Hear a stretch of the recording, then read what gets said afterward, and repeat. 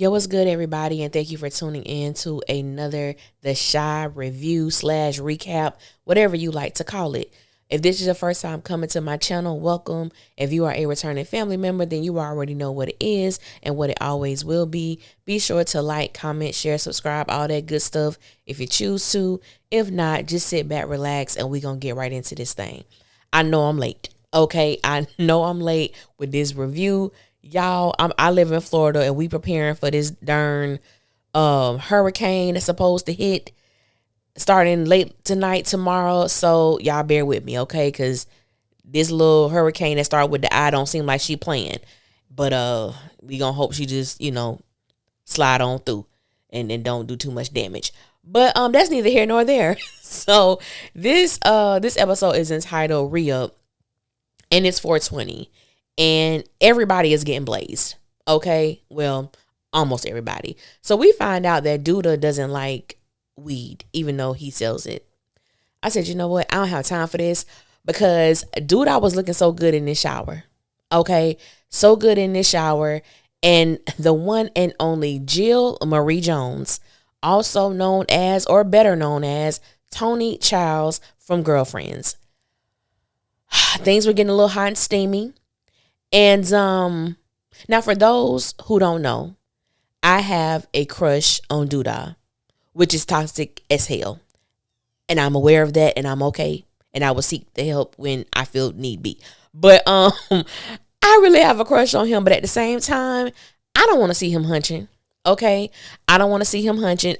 Even though I thought the scene was really good, I'm like, I don't want to see my baby that way. I want to see him dressed as the debonair, drug dealing, no good person he is. I don't want to see his behind grinding on Jill Marie Jones. Okay? I don't want to see that. Not at all. So I was so elated when Roz came in and interrupted their little sex session. And I love Candy in this role. I absolutely do. Because Roz loves Duda, but she can't stand him either. At the same time, you could tell he gets on her last damn nerves. And I just love the way that Candy chooses to play this character. So she throws a towel at him and lets him know that they need to talk. Roz addresses old girl as Bianca, and Bianca returns the sentiment by saying, Rosalind. I said, oh, so y'all two heifers know each other. So not only do they know each other, it's absolutely crystal clear to me that they don't like each other either. I said, baby, why y'all married? At this point, get a divorce. But to each their own. Everybody, to each their own. I don't judge. So we see Emmett, Rashad, and Victor, and they're chilling at Emmett's, and he was telling them that he was happy that they pulled up on him because you could tell Emmett just going through a lot. Emmett was on edge. He's jumpy. He's looking for this gun that he believes he's misplaced. But unbeknownst to him, his father has taken the gun. And not only did Darnell take the gun, he made Duda aware that my son doesn't need this. And he didn't say anything to Emmett. And I'm like, Darnell, you should have played that better, but I'm going to give you just a slight pass because I know that you're trying to protect your son. Now, the scene with these three pretty much it was a precursor to the meeting that we're going to see a little later at the Rock Center that included all the men. And I'm just like, that was my favorite scene. That was my favorite scene. I'm not going to get too far in my review, but that was my favorite scene of the episode. So, you got Rashad and Victor doesn't want to smoke. And Emmett was asking him, like, are you not smoking because, of what you do? And he was like, no, it's just a lot of things going on. And I don't even think that can, put me at ease at this moment. And so Shaw was like, I honestly don't know what I would do if I couldn't smoke weed. So they went over there a long time or whatnot. And so Victor ended up taking some weed infused wings to Fatima that Shaw made or whatnot. And, Emmett was telling them that him and Keisha are doing well right now for the time being. I was like, are y'all? Because are you really, Emmett? Because that's hard to believe, but we're going to get into that a little later. So Roz has this conversation with Duda that shocked the hell out of me. Roz tells him that Quincy, was working with the damn FBI. So in order for him to avoid jail time, he became he started working as an informant. I said, that little sneaky op. Who would have known that Q was a little snitch out here in these streets? I said, now I ain't gonna lie, I was shocked about that. Because Q rolled around there like he was the big bad boogeyman and big bad wolf. And you out here working with the FBI, my dude. I'm like, well, I don't feel bad that he dead. And I don't know if I should feel that way, but I don't really feel bad that Duda killed him like that. You know what I'm saying? Because you was out here telling on people. And so basically Rosalind was telling him, I know that the FBI has something on you. I just don't know what. So I need you to keep cool. I need you to not do anything stupid. And I also need you not to be out here killing people for chewing too loud. Duda said, well, I mean, I have sensitive ears. I don't know why that tickled me. It's the unseriousness for me when it comes to Duda. Duda literally killed this man for chewing too loud. And then to justify it, this brother says, I have sensitive ears. And then he kind of chuckled. I said, why? Why did I find that funny? And not only funny, why did I find that somewhat cute? I told y'all, Duda, let me just make it clear. Real life, I would never deal with a man like this. I would never deal with anybody who is this toxic. I would not. But in the land of make-believe, Duda is that one. Okay? He's that one. And I just, live vicariously through this make-believe character. If I was going to date somebody like this, it probably would be Duda. But, y'all just pray for me. Now, I ain't going to lie to y'all. This next scene, it hurt my heart. So we see Duda walking into the chop shop. When I saw Rashad slide his ass from under that car, I was like, no, why would you do this, Rashad? Like Nunu in ATL. Why would you do this, Rashad? I was so hurt. Oh my God. And it's so sad because on one hand, I understand why Shaw did what he did. Because he's living with Deja. He feels like he's not contributing in any way financially. He feels like he's living off her and this woman is taking care of him. I'm not a man, but just as a woman, having that feeling of not being able to have your own, I don't like that feeling either. So I can understand it has to be magnified when it comes to a man who is 9 times out of 10 looked to as the provider. And I was like, oh my God, I so badly don't want Rashad to go back into a life of crime. So I was just, a little hurt, but I kind of figured it was going to happen. And so when he was given the money, I said, well, damn, how much money is that? And Rashad was like, the last time I held this, this amount of money in my hands, I had just robbed the bank. I said, Rashad, baby, what all have you done? Robbed a bank, my dude? Wow, I was not expecting him to say that. And if it was ever said on the show, I have completely forgotten about it. So basically, Rashad was like, this was a one-time thing. Obviously, whatever he did to this car, Duda seemed to be somewhat impressed and wanted to keep him around because he told Rashad there's more to where that comes from. And Rashad was like, nah, I know where this comes from. And this is just a one-time thing for me. And he walked out. I was like, you think this is a one-time thing? You done put yourself into a world of trouble because Duda ain't finna let you just walk away like this. So in the midst of this, there is a bag of guns that somebody was supposed to pick up, but I think the FBI or, the law enforcement got to him before he could come get them. So they had to figure out where to put these guns. Duda was obviously stressed out and angered because he knows there's already heat on him and he can't have this type of stuff around him at all. No guns, no appearance of illegalities or crime. He has to remain clear or appear to be somewhat clean, which we know clean and Duda does not go together. So, child, we get to the darn rock center and we see Dre being her normal, happy, cheerful self. And then there's someone across the hall. You know what I'm saying? I'm like, who is this chick? Who is this woman? So we find out that this woman is Dre's ex-fiance. I said, oh, hell. This ain't finna be good. This is not going to be good. There's going to be some trouble. I said, oh my God, because we know back in the day, we know Nina cheated on Dre with the Bratz character. I don't remember her name. It was like a one-time thing. But I'm like, her ex-fiance, that's different. That's real different. Basically they have different versions of their relationship and their breakup. So Dre feels like she loved this person more than the person loved her, or she was more distraught about the breakup than the other person was. And the girl was like, I don't remember it like that. And then, Dre showed her a picture of Kevin and Keisha, basically her family with, her grandson Ronnie. And the ex-fiance was like, well, I'm happy that you finally got the family that you always wanted. And I don't know what Chick meant by this, but she was like, that's your wife? It was the way she said it. And Dre was like, yeah, why? And her response was, well, I thought you had a type. And Dre said, well, my type kept breaking my heart. I said, I said, Dre, are you sure you're over this, sis? Are you sure you've let this go? You're not still holding on to this past hurt, are you? We don't know, but I don't like the looks of this because obviously old girl is married.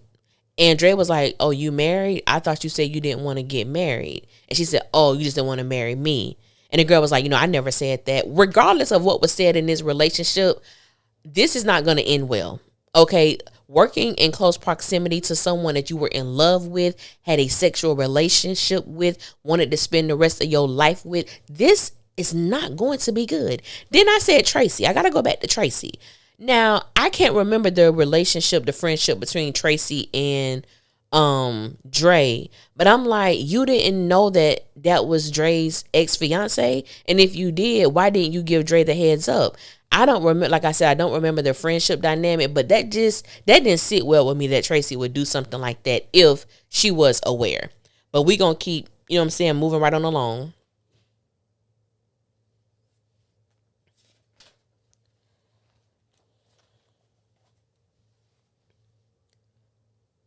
So we get to Fatima, and Fatima was hanging with her friends. I don't know much about, I think this lady was like the mom of the house or whatever the case may be. But all I'm going to say about this scene is when you're happy, and I mean genuinely happy when you're in a relationship, just be mindful and careful of the friends who attempt to sow seeds of discord, confusion, and contention with you and your partner.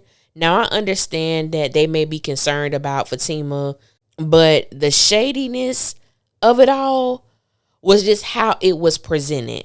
Like I said, I do understand them being concerned about Victor. Is Victor on the up and up? Is Victor a stand-up guy? Is he trustworthy? Basically, are you just a fetish for him? Is he really into you? Like, I understand having those questions, and when you're a part of the community and you want to make sure that you're safe, I get that. But the way that it was presented by the mom, it was just like, I am the prototype. Everybody should want to be like me. Everybody ain't trying to be out here being kept. There are some people who love to go out there and make money on their own. If the person decide to leave, that I'm not in a position where I don't have anything because everything was tied up with him or with her. PSA, man or woman, I don't care. Have your own money. It ain't cute out here. Oh girl, he pay this, he do this, he do that, he do that. And the moment he leave you, what you got? You got to go find the next trick, the person to trick off on. No, have your own money. Trust me, that is the vibe. Having your own money, having your own bank account, having your own ends, that if he decide to leave or she decide to leave, you're okay. That is one of the worst things that can happen, is being solely dependent upon someone else for your livelihood. That literally scares me. I have been working ever since I was like 17 years old. And before that, I used to work with my godparents who are both educators, and I would do stuff for them during the summer and during the school year, and they would pay me. So I understood the value of money. So, and that was like, hell, I was like 10, 11 years old. So I cannot imagine me being dependent on someone to make sure that I'm okay. I can't see it. So we see Gemma and her daddy.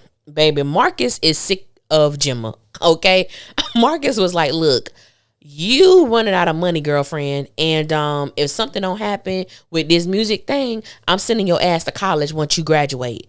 And Gemma was like, no, that ain't fair. That's not this. You can't do that. Yes, ma'am, he can. He's your dad. He's letting you, tip into your savings or this trust fund money to fund Maisha's so-called rap career. Okay. And like Marcus said, if you don't turn this around, if something doesn't happen, everything has a timeline, even music. And if I don't see something happen, you will be going to college once you graduate, period. And she tried to pull that card like, oh, you can support Tierra, but you can't support me. I said, baby girl, how you eating around here? How you able to dress the way you dress? How you able to afford the things that you're able to afford? Because you ain't got no damn job. Your father has been taking care of you, has been supporting you. I said, Jimmy, you acting like a spoiled little brat now. You acting like a spoiled little brat. I'm going to be on your side a little later, but right now, brat it is. Okay? Moving along. So we see Emmett and Keisha. Baby, this scene had me rolling. So Keisha is listening to one of these like self-motivating, encouraging videos or whatnot, and then she hears something break. It was like a vase or something that was made of glass, and it completely shatters. So you got EJ and Lil Ronnie, they playing in the house, and one of them knock over the vase or whatever it was, and Keisha goes to clean it up, and she drops the F-bomb. That's why you got to be careful what you say in front of kids. EJ was like, I thought you said no cursing. And Keisha kind of gave him this look. I said, well, you did say that, Keisha. He ain't lying. Be careful what you say in front of children, because them words will come back on you. So Emmett walks in, and Keisha couldn't wait to leave out the house. She couldn't wait. He was like, yo, where you going? She was like, I got to get the tips. And he was like, well, he had plans too. I said, see, And so Keisha was like, well, we need a maid and a nanny. I said, excuse me? No, the hell you don't. You and Emmett are on two different pages right now. You know what I'm saying? And this is what happens when you move a little too fast and you're really not thinking of big picture when you get involved in a relationship. Keisha and Emmett, do I think they are going to make it? I really don't know at this point. I want them to, but I don't know. I think they moved entirely too fast of moving in together, starting this family, getting into this house. And I'm not saying you have to be married, because everybody does not want to get married. However, if we're not going to the fact that you are with Emmett, you know how many children Emmett has. So you know how many baby mamas he have. You're bringing in your one child, Ronnie. Y'all coming into and combining these households and these family units. And now, Keisha's trying to find her way, find her voice, find out what she wants to do. And I think Keisha is like a teacher's aide, but she's like a teacher's aide with no college degree. So I know you're not getting paid much. And then you're telling your man that you want a nanny, or that y'all need a nanny and a maid. With what money? Because the money you bringing in, sis, I know you can't afford what you asking, what you're telling him y'all need. Like, no, y'all need to get on the same page. And sadly, when you have children, you can't always go do what you want. You can't always go hang out. He can't always go hang out. Sometimes y'all both gonna have to bite the bullet and be at home.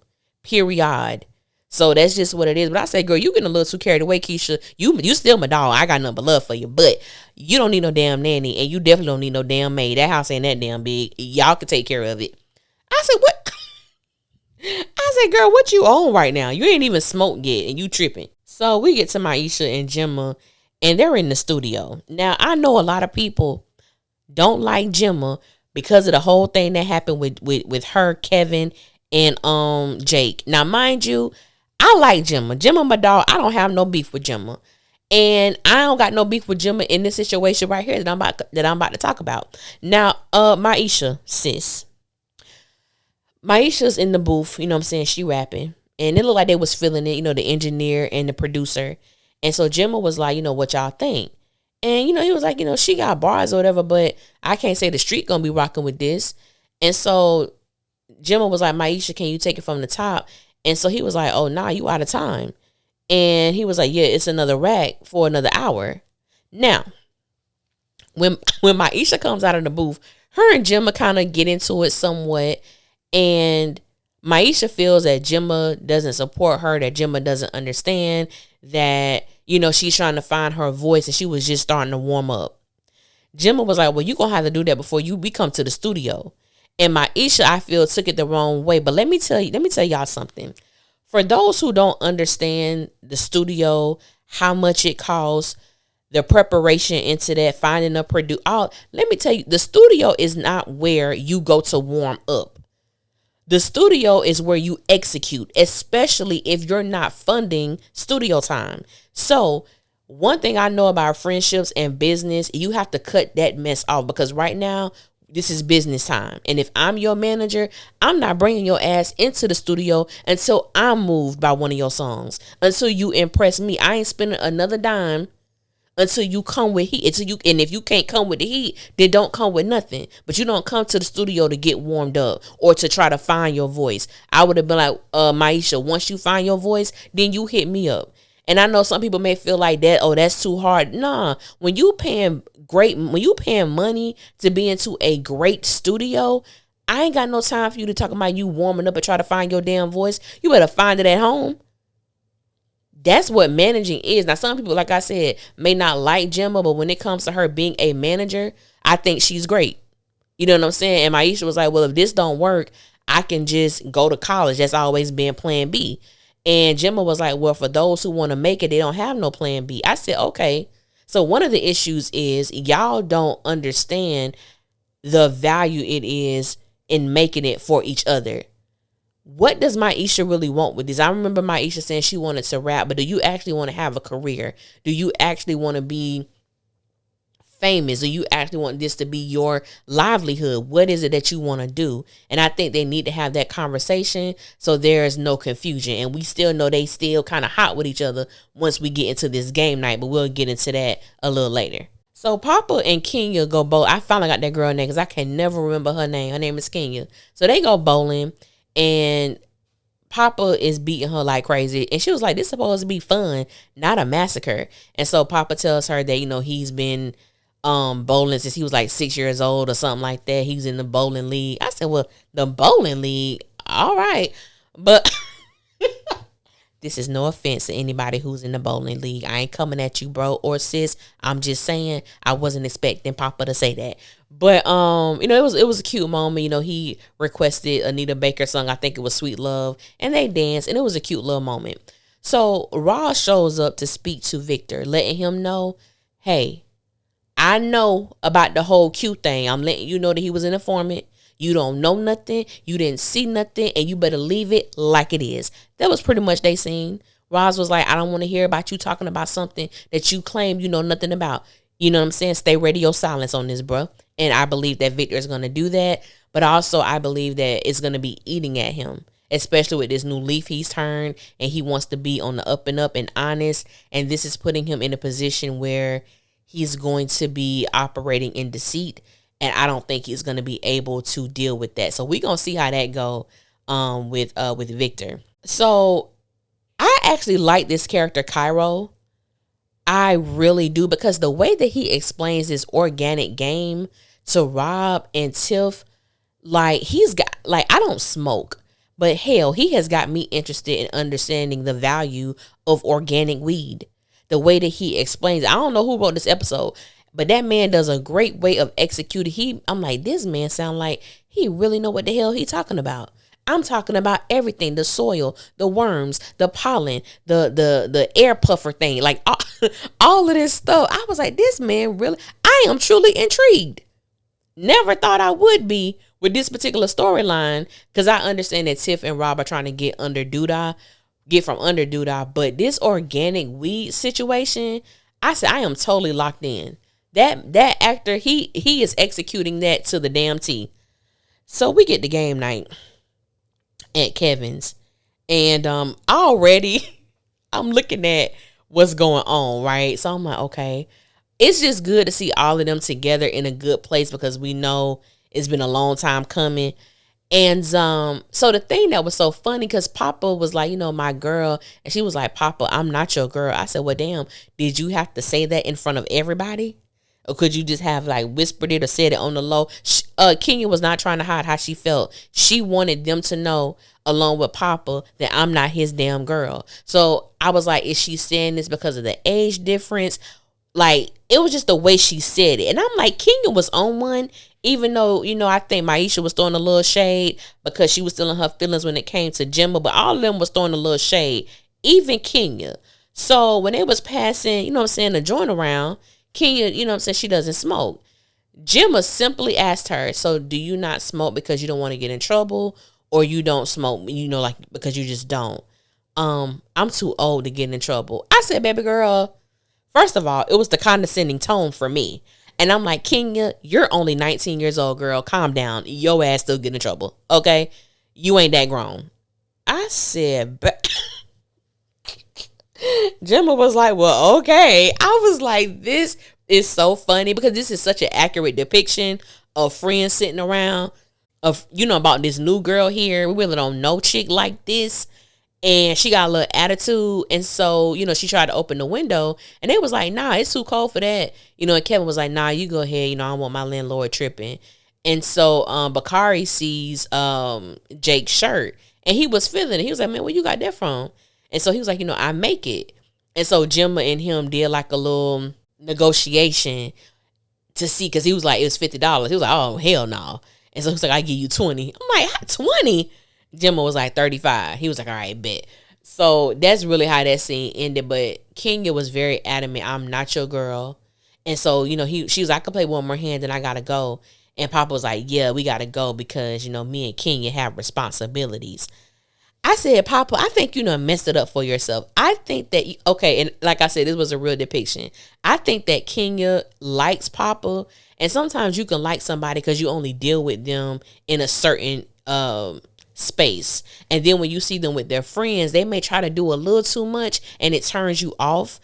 I'm gonna say that's probably what is going on with Kenya, but we'll see a little later on because I am interested in finding out. I know there's more to her than just being Papa's love interest, especially with knowing that her father is a pastor who has like a mega church. So I'm really interested in seeing what her angle actually is and what is actually going on with the character of Kenya. Because at first I was like, is this girl sick?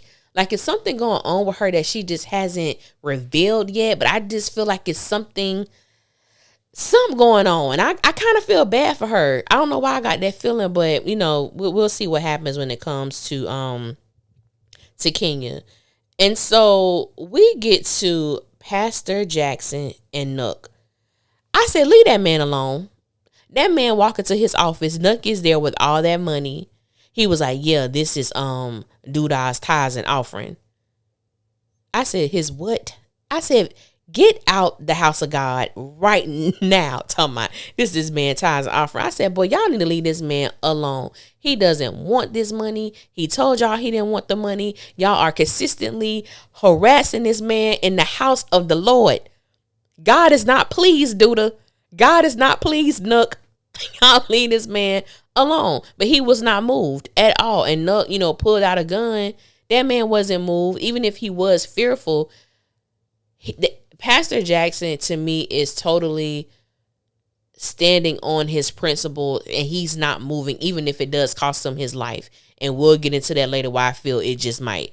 But I'm like, leave that man alone. You know what I'm saying? Leave him alone. So there's a scene with Gemma and Jake. They're back at his house and she's on Instagram and there's a rapper who was making a video and he had on one of Jake's shirts.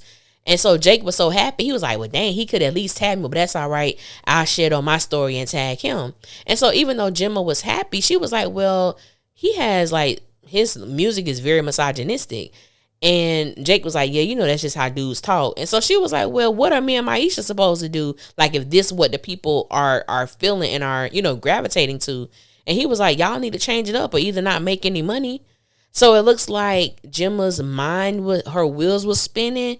But I don't know how that's going, fare too well whenever she has this conversation with Maisha. Lord, we get to Jada and Darnell's. And I said, oh, that's what's up. I said, he invited Rashad and Deja.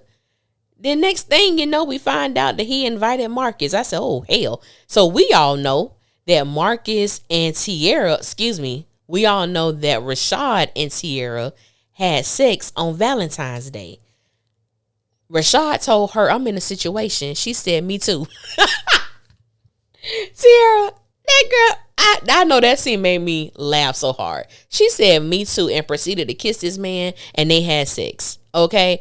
I was like, that's a lot. Because before we even get to that, let me put a pin. Before we get to that, we see the men all come together at the Rock Center. And that was my favorite scene of the episode. Just really seeing these men express themselves in a place where it's void of judgment, void of character assassination. They're just able to release whatever they're feeling. They're just able to get it out there. And I thought that was such a beautiful moment to witness, even with Emmett saying, people are expecting me to be this strong black man, and how can I be something that I've never witnessed, that I never grew up with? And I did like that, and I'm all for those type of conversations. The only thing that kind of is a con for me when it comes to things like that is that people will use what they didn't have as a justification to be an ain't shit person. And I think that's when it becomes problematic. It's problematic that you had a father who was not present. That is a problematic situation, but it should not define you. And the things that you don't know, the things that you were missing, is like, well, because I didn't have this, I want to make sure I'm there for my children. I want to make sure I'm able to talk to them and provide a space for them that is a safe place, that is an open place, but I can also be a listening ear and be authoritative when need be, because that's still my child, even though my father did not present that for me. So I think that it's great that Emmett did express that. It's like, and I agree with Darnell as well, just don't use that as a justification to do things that is not healthy or beneficial for you and your family. So I did like that scene. And in that moment, we found out that, Rashad expressed that he is lusting after a woman that he can't have. And not only that, he's listening to all these men express themselves, and he's having a hard time lending compassion because of his own situation. And I thought that was one of the realest things to say. And some people may look at that and feel like he was wrong, or, how does he want people to sympathize with him, but he can't do that for others. And it's hard, as he stated. I know what I'm missing. I know what I don't have. And I'm looking at y'all, and I would trade places with y'all in a heartbeat. And I'm supposed to feel bad for what y'all going through. I think that was just a real moment. I loved all the conversations that happened in that scene. But when Tierra then walked in, Deja was being hella shady. Hella shady. The last time we saw you, you were with Victor. Why would you bring up my ex when I'm with my current? People like that need to get busted in their mouth. You know what I'm saying? Well, Tierra, if you don't mind me asking, what do you do? I said, see, Deja, let me tell you something. You ain't never supposed to let another woman know that they got you shook when it come to your man. Because, baby girl, your skirt is hanging. Your skirt is hanging. You feel a little threatened by Tierra. And it's not cute. It's not cute, sis. But I'm going to let that go. That was an interesting dinner, to say the least. So there was some other things that happened briefly. Duda is looking for somebody to pass his empire down to. He really doesn't have anyone. He loves Nook. Nook is loyal to a fault, but he ain't grimy enough. He ain't dirty enough to do the things that Duda feels needs to be done. And the new guy, he's still wet behind the ears, so he's not even an option. So Bakari walks in with Rashad because they're trying to get somebody to take these guns off their hands. And Rashad was basically like, nah, I can't do this. I'm going to stay out of trouble.